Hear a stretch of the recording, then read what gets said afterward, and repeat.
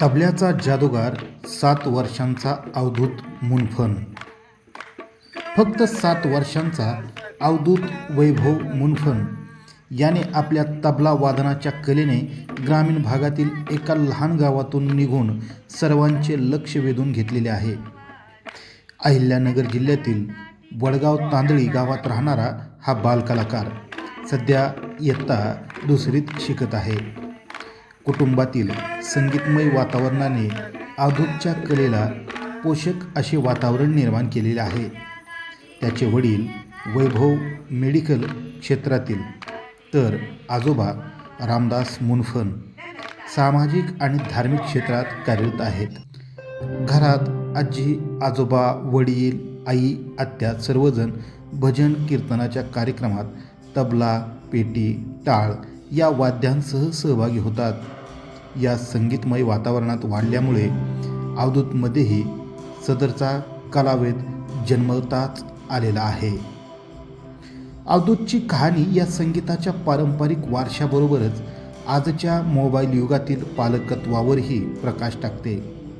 Mobile फोनचे आकर्षण ओलांडून मुलांना त्यांच्या नैसर्गिक आवडी-निवडी विकसित करण्यासाठी योग्य वातावरण निर्माण करणे हे पालकांचे महत्त्वाचे कर्तव्य आहे. असे हे उदाहरण म्हणजेच अवधूत मुनफन. अवधूतने एकही औपचारिक धडा किंवा शिकवणी न घेता फक्त घरातील वातावरणातून आणि वडिलांच्या मार्गदर्शनाने हे कौशल्य आत्मसात केलेले आहे. शेतकरी पार्श्वभूमीचे असले तरी मुनफन कुटुंब दूध उत्पादन आणि शेतीबरोबरच आपल्या मुलांच्या सांस्कृतिक वाढीकडेही पुरेसे लक्ष देते. सायंकाळी एकत्र बसून संगीताचा आनंद घेणे ही त्यांची दिनचर्या ठरलेली आहे. आज अवधूत मोठ्या मोठ्या भजन कीर्तन मंडळींसोबत आत्मविश्वासाने वादन करतो.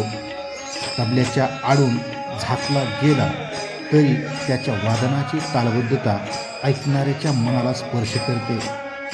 त्याचा हा प्रवास पालक मुलांमधील समतोल, वेळेचे नियोजन, त्याग आणि मुलांची कला ओळखून घेऊन त्या जोपासण्याची जबाबदारी या गोष्टींचे महत्त्व पटवून देते. लहान वयातच अशी कला सादर करणारा अवधूत हा इतर पालक आणि मुलांसाठी एक प्रेरणादायी उदाहरण ठरलेला आहे.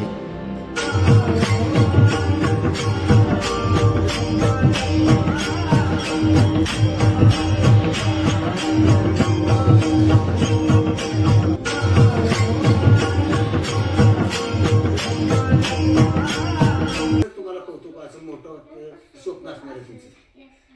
म्हणजे आई म्हणून तसं नाही, आमच्या घरामध्ये सगळ्यांनाच असं वाटेल की तू मोठा तबला वादक हो सगळ्यांसाठी. म्हणजे असे टीव्हीवर वगैरे शोज येतात तसे नाही, एकदम प्रॉपर त्यांनी सगळा अभ्यास घ्यावा, त्यांचा शाळेचा अभ्यास करावा, सगळा मोठा तबला वादक व्हावा. म्हणजे या स्वप्नाच्या माध्यमातून जर तुमची पूर्तता आता 50% झाली.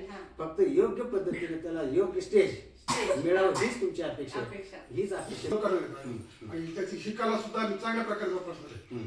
त्याच्या आईवडिलांचं सहकार्य भरपूर सगळ्यांचं सगळं सहकार्य, आजोबा आजी आणि आई वडील सर्व कुटुंबाचं सहकार्य म्हणायचं. ओके, चालते. आणि जेणेकरून आता त्याचं जे वाद्य वाजवत आहेत त्याला प्रोत्साहन बरोबर तुम्ही काय काय बदल करू शकता? कारण मुळातच आमच्या घरी वाजनाचं सर्व साहित्य आमच्या घरचंच आहे.